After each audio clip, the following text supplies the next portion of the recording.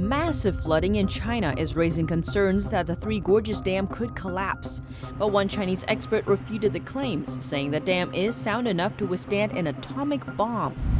The U.S. ordered the Chinese consulate to close in Houston, Texas, giving Chinese consulate staff 72 hours to get out of the country. The staff were seen burning documents in the yard at the back of the building. Pompeo said President Trump has said enough over China's intellectual property theft.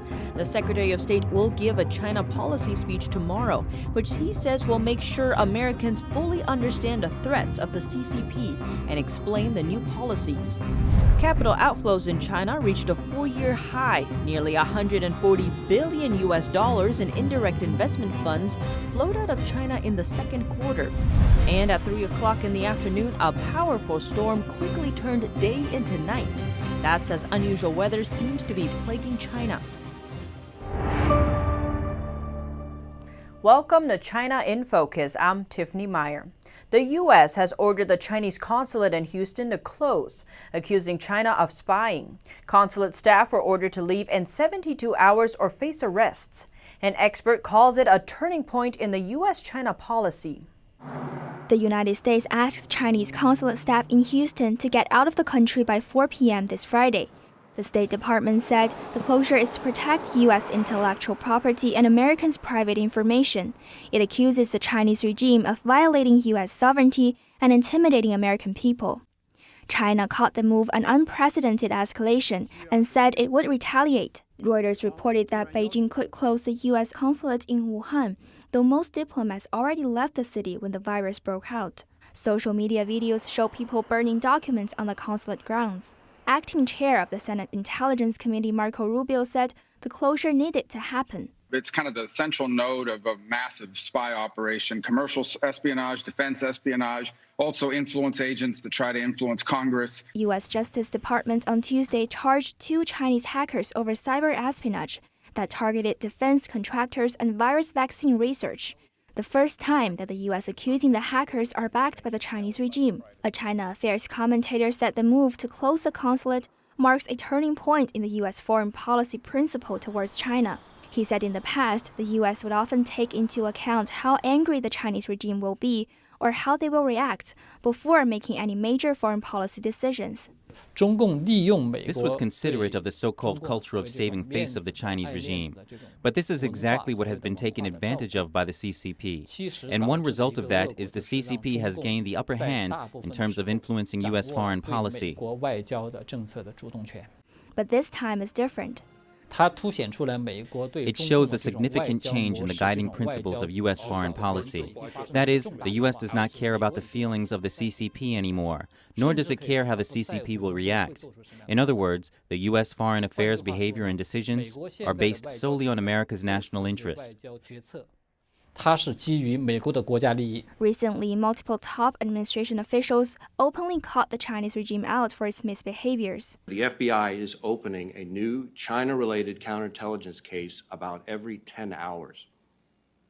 Of the nearly 5,000 active FBI counterintelligence cases currently underway across the country, almost half are all related to China.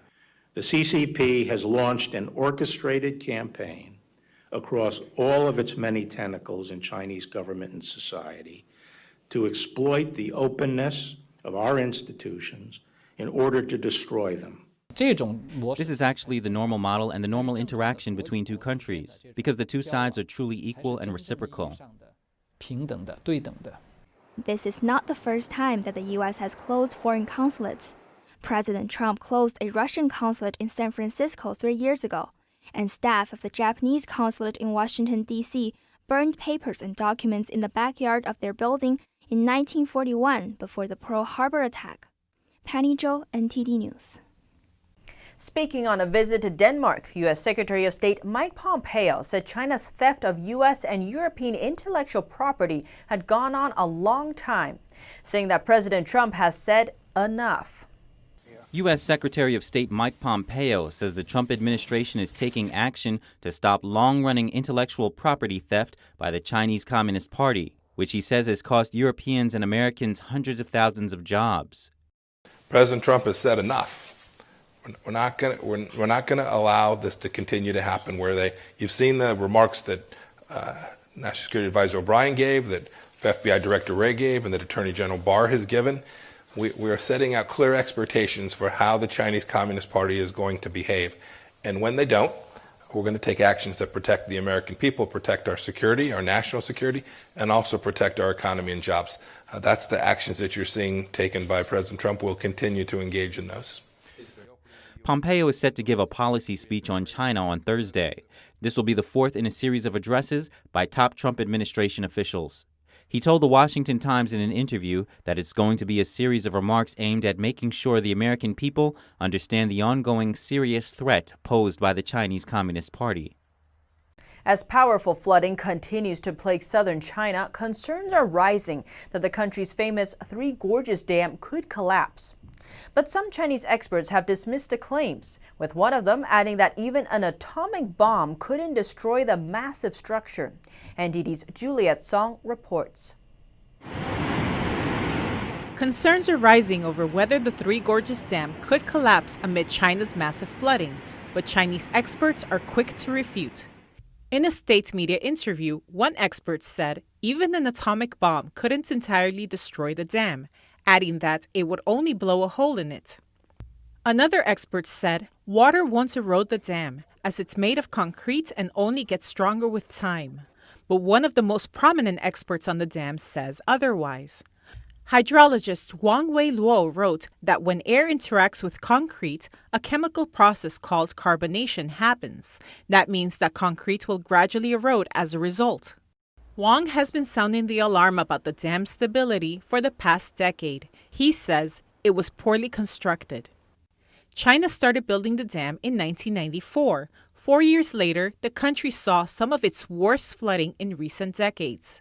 Concerned about the dam's quality, China's then premier hired Western experts to inspect the structure. One of them said the steel bar welding of the dam wasn't up to standard, but the comment upset the Chinese workers, who complained that the Western experts' criticism was a form of racial discrimination. Yet, the criticism came too late. The steel bar welding and cement pouring of the gorge's left bank is all complete. They can't redo it. Wang explained the dam's construction team didn't include a separate group for quality inspection.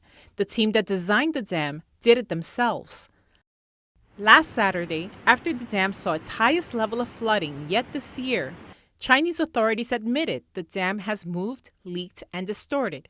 The report published by Chinese media didn't give specific numbers, instead stressing that all major parameters are within normal range.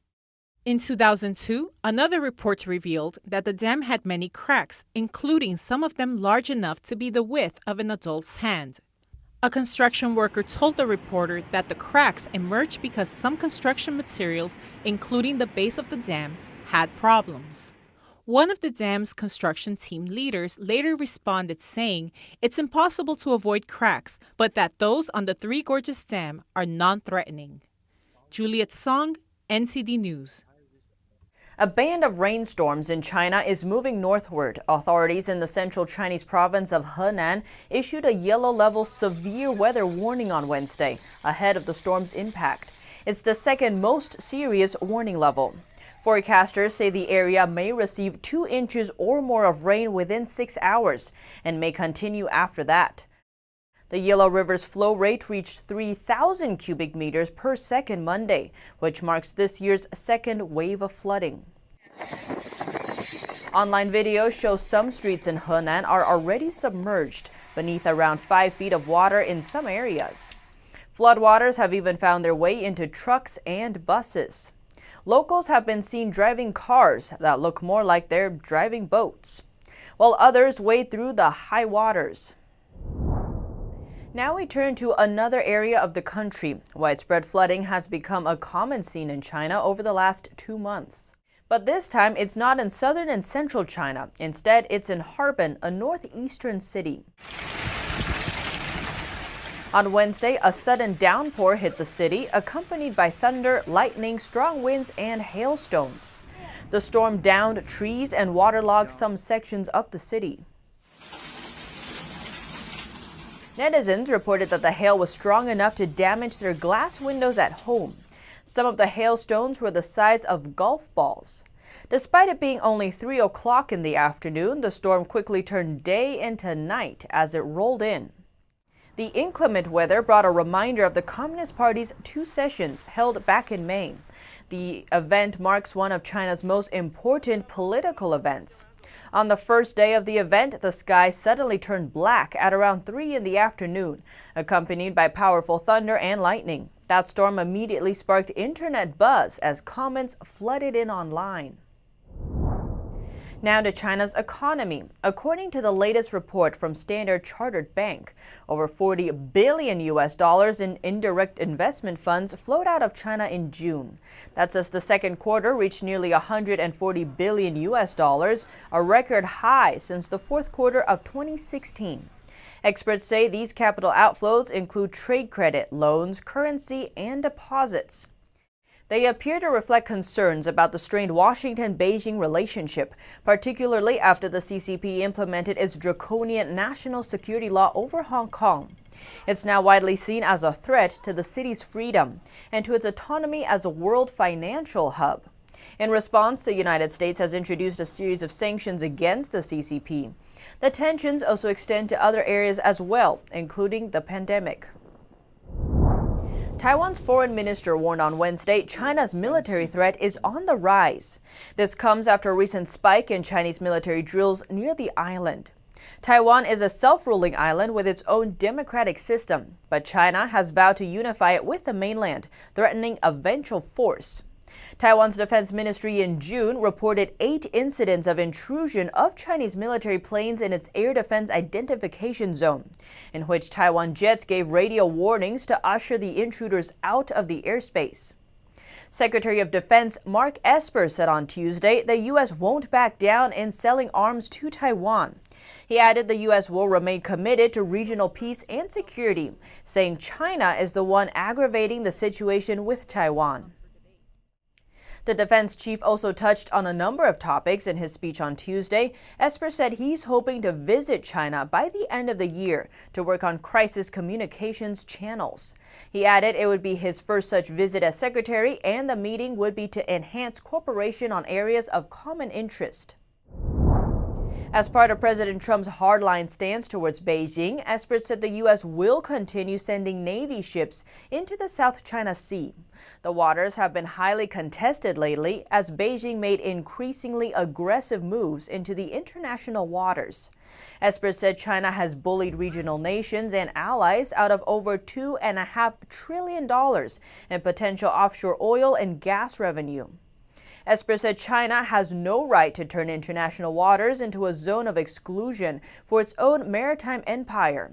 He added the U.S. wants to deter against coercive behavior. Beijing has objected to such moves, calling it a rejection of its claims in the area. Esper also said the U.S. is committed to uphold its pledge to maintain a free and open Indo-Pacific. To do so, the U.S. has partnered with Australian and Japanese warships. The group conducted joint military exercises in the waters. And the U.S. and India joined forces in the Indian Ocean, conducting military drills there. Esper also highlighted the increased defense cooperation with India, one of the all-important defense relationships of the 21st century. When asked about the India-China border conflict, Esper said the U.S. is closely monitoring what's happening at the border. This comes after a border clash between soldiers from the two countries, which left 20 Indian soldiers dead. Esper added the U.S. was very pleased to see both sides are trying to de-escalate the situation. An Arizona senator is looking to ban federal funds from being used to buy products from companies backed by the Chinese regime. NTD's Miguel Moreno has more on that proposal and others from senators who want the U.S. to be less dependent on communist China. Republican Arizona Senator Martha McSally introduced 2 bills that would ban federal funds from being used to buy Chinese Communist Party-type products like subway trains. An increasing concern in Washington is U.S. infrastructure built with Chinese technology that puts national security at risk. Under China's law, Chinese companies must hand over collected data, regardless of where it's collected, to the regime if it asks for it. McSally expressed concerns during a committee hearing over how lenient the U.S. can be about trading with China. We have China bidding for public transportation bids in major American cities. We have China supplying drones to local law enforcement and other entanglements on the stock market with double standards and not having the same kind of oversight. But senators are looking to take things a step further. Republican Senator Tom Cotton is also considering the idea of banning certain Chinese companies like Huawei, China Mobile, and others from operating in the U.S. President Trump's former deputy assistant for national security says this absolutely should happen. Absolutely. These are companies that are state-owned enterprises. They are fronts for the Chinese military. Not only should we bar them from operating in the United States, lobbyists who represent them in Washington should have to explain that. Democratic Senator Menendez says he's opposed to the idea of any further trade deals with China and instead wants the U.S. to invest in its own infrastructure to better compete with China. Miguel Moreno, NTD News. The United States Commission on International Religious Freedom held a hearing about the Chinese regime's use of technology to oppress religious groups. They say China has created a surveillance state on a scale that was never seen before. The United States Commission on International Religious Freedom, or USCIRF, held a virtual hearing about technological surveillance of religion in China. USCIRF says the Chinese Communist Party has created an Orwellian surveillance state with an unmatched ability to gather information about its citizens. According to the Commission, the CCP has installed hundreds of millions of surveillance cameras across the country, some even inside churches. It's done to track the movements of Uyghurs and Tibetans using facial and voice recognition. But one panel member says the two minorities aren't the only ones falling under the party's surveillance. Panelist Chris Mazerel says although Tibet and the Xinjiang are the most extreme examples, the CCP has also relied on digital surveillance to target Christians as well as spiritual movements like Falun Gong. Falun Gong, also called Falun Dafa, is a spiritual meditation practice based on the principles of truthfulness, compassion, and tolerance. The Chinese regime brutally persecutes those who practice it. Likewise, the CCP also monitors the Twitter-like WeChat app, as well as other social media platforms for religious content. One panel member noted that numerous Tibetans have been arrested or detained for sharing photos of spiritual Tibetan leader the Dalai Lama. But he added that the CCP's online censorship doesn't only affect people living in China. For companies like WeChat and TikTok that are expanding their censorship and surveillance beyond China's borders, helping Beijing erode global human rights standards. Recently, the House voted to ban Chinese video sharing app TikTok on federal devices. The move came amid fears that data collected by the app and sent to the Chinese regime could be used in a cyber attack against the U.S. The UK says the path to citizenship for about 3 million Hong Kongers will open in 2021. It comes in response to Beijing imposing a oppressive new law on Hong Kong. Our correspondent in London, Jane Wirrell, has more. The UK released details of its visa plans, which is often referred to as a lifeboat for Hong Kong citizens. About 3 million Hong Kongers are eligible. The Home Secretary said in a statement that the offer is open to BNO passport holders and their dependents. Children over 18 not normally considered dependents may also be considered. She said they do not need to have a job before coming to the UK, and there will be no skills tests or minimum income requirements. The UK has said they will stand by the people of Hong Kong. We have to think about the human rights, the rights of the people of Hong Kong to participate in democratic processes, and people here from Hong Kong, and how those changes affect them.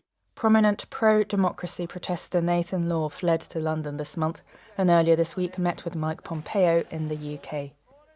Jane Wirrell, NTD News, London. Hong Kong students in the UK, once very vocal, are now staying silent during political discussions about China. The recent CCP-imposed Hong Kong national security law has imposed a level of self-censorship on Hong Kong students studying in England. Speaking anonymously to The Times, students at 5 UK universities said they didn't feel safe anymore openly sharing their opinions. One Warwick student said, "The new law strips us of all sense of security to speak without fear of being arrested or abused and have the personal safety of our friends and family compromised." French authorities are effectively phasing Huawei out of the country's mobile networks. They told telecom companies that the government won't renew licenses for Huawei's 5G equipment when they expire. Most of these licenses are for 3 or 5 years. France's cybersecurity agency urged those not currently using Huawei gear to avoid switching to it. The Japanese government is paying 87 companies to leave China and bring manufacturing home or relocate to a country in Southeast Asia. It'll cost over $500 million.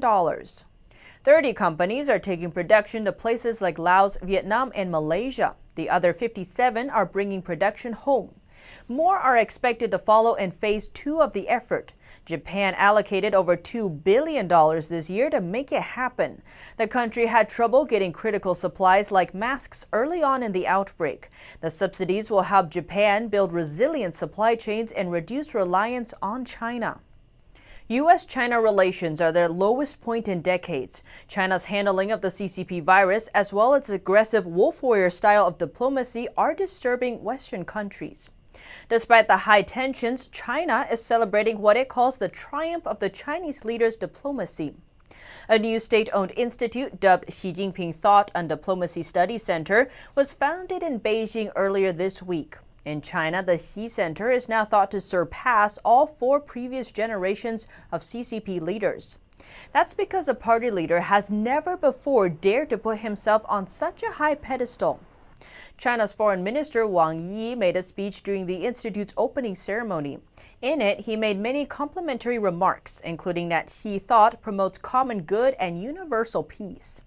But not everyone seems to agree. Jiang Feng, a U.S.-based political commentator, questions whether Xi really cares about the common good of mankind.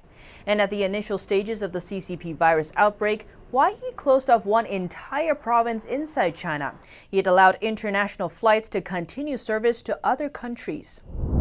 Tens of thousands of word combinations related to Chinese leader Xi Jinping are censored on the Chinese internet.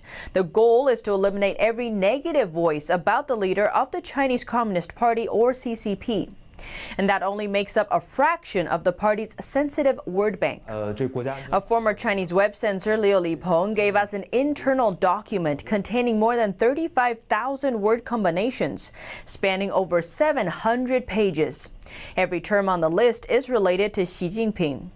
All negative comments that use the words will be deleted to maintain the leader's so-called positive image. The censorship system first filters all posts that contain sensitive words. Some will then be deleted immediately without being reviewed. Others will be looked at manually by web censors, who then decide whether or not to delete them. But the list of sensitive terms is still growing. For now, it's a race between web users and censors. The more words that are added to the list, the more expressions users create to avoid censorship. Those new terms are then added to the sensitive word bank, and the cycle continues. Since Xi Jinping is deemed a sensitive word, Chinese web users have come up with substitute names for him, including Winnie the Pooh, Xi Chairman, Xi Core, and Xi Boss, among others. Some even dare to use mocking nicknames like Xi the Sun. That's because in China, sun is a metaphor for all communist leaders like Mao Zedong. Another nickname, Baozi, or steamed bun, has gone viral online. The name was sparked by a story from back in 2013. That's when a netizen accidentally encountered Xi as he stood in line and spent $3 for lunch in a steamed bun restaurant. The netizen later posted about it online. The encounter soon generated major internet buzz and was even reported by the CCP state-run media outlets, as lining up in person is a rare occurrence for CCP leaders. The media aimed to use the incident to build Xi's image as a leader of the people, but instead it became a laughingstock based on how it was clearly a staged event. As a result, the term steamed bun or bun became a nickname for Xi. Other sensitive words and phrases are also similarly related to specific people, events, or even curses. Examples include bedbugs, loser, no bottom line, last emperor, assassination, and overthrow. If Xi's name is used in combination with any of these words in an online post, it will be filtered. Events or locations are also noted on the list. For example, the term Causeway Bay of Hong Kong.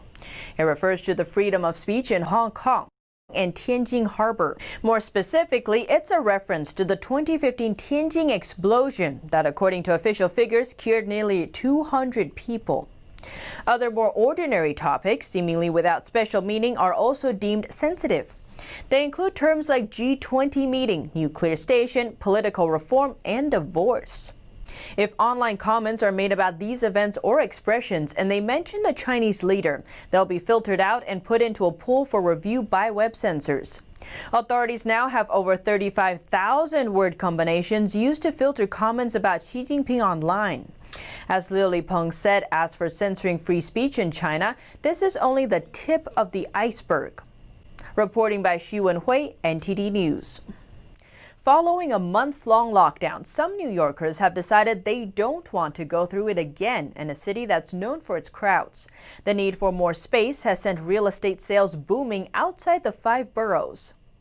New Yorkers anxious about enduring another pandemic in the crowds and small apartments of New York City are feeling a boom in home sales and rentals upstate. Real estate brokers and agents describe a booming market recently since many are now able to work from home. Anil and Joyce Lilly belong to the group of house hunters that are working remotely. They just bought a house an hour north in the Hudson Valley. That way, if the outbreak roars back into the city, they won't be sheltering in their Bronx apartment. I think the pandemic really caused the glue to hold the commitment we had to Manhattan to fall away. Although many New Yorkers are taking similar steps, New York City is in no danger of hollowing out anytime soon. The upstate wave looks more like a trickle in a city of over 8 million, with new homes in the region ranging from $200,000 to more than $1 million. They're an escape hatch many cannot afford. But the spike in sales and long-term rentals suggests New Yorkers who endured the worst of the pandemic see the city as less hospitable. Agents say people are now fighting bidding wars over homes that have been sitting on the market for a long time before the pandemic, and new listings are being snapped up fast by buyers with cash. There are now close to 4 million CCP virus cases in the U.S. That's about 1% of the population. California, Florida, and Texas have the most right now. Conversation about school reopenings continues. NTD's Melina Weiskup has the latest updates about the situation. Latest data from the CDC shows that over the past couple of weeks, the nation has seen around 60,000 new virus cases per day. Deaths nationwide have reached more than 140,000. To put that into perspective, about 1% of the U.S. population has tested positive for the virus, and of those cases, about 3% have died from it. California has the highest number of current cases in the country. Now Los Angeles may be on the brink of a second lockdown, the mayor has warned, if the situation doesn't improve there. As for school, both Los Angeles and San Diego have already decided they will not hold in-person classes at the start of the school year. Quite the opposite situation in Florida. The Board of Education issued an emergency order to have schools reopen at least 5 days per week, staying consistent with safety precautions. But then, a teachers' union filed a lawsuit to sue the governor and the Board of Education over the order. If a teacher does not feel comfortable there and they want to maybe do their job distance, if that's what's comfortable. He said it's obvious that some parts of the state have more severe situations than others, and that ultimately, parents should have the chance to choose what's best for their kids. And Vice President Mike Pence says school reopening is a priority. There are almost greater risks to children not being in school than there are to children being in school. Pence says there is bipartisan support for a $30 billion fund for state education efforts. And he says that negotiation discussions are starting this week about a new relief package, with funding for schools to reopen safely high on the priority list. Melina Weiskup, NTD News. Texas's daily CCP virus count is right behind the nation's second highest, Florida's. But the Texas governor appears to be against a second lockdown. He overruled a county that wants residents to stay home. He says social distancing and masks are good enough to keep businesses open. And the governor of Florida says the virus situation in the state is improving. He is planning to reopen schools for in-class instructions. Florida's Republican governor said the state was on the upswing in its battle to contain the pandemic. Like Georgia and Texas, Florida has recently seen record hospitalizations of around 10,000 per day. Florida has become the focal point of the latest virus surge. That triggered the state's teachers union to sue Republican Governor Ron DeSantis over his plan to reopen schools for in-class instruction. But DeSantis is positive about the state's future. So these things take time, but I do think that I think the trend is much better today than the trend was 2 weeks ago. DeSantis said over the weekend that virus positivity rates in emergency room visits have been lower in recent weeks. Statewide, 24% of the hospital beds in the state of Florida are empty. That's over 14,000 hospital beds, and about 20% of the ICU beds are empty. Neither Florida nor Georgia have issued statewide mask mandates. Texas's Abbott initially resisted requiring masks, but earlier this month agreed to mandate them in most counties. And that's all for today's China in Focus. Thanks for watching and see you tomorrow.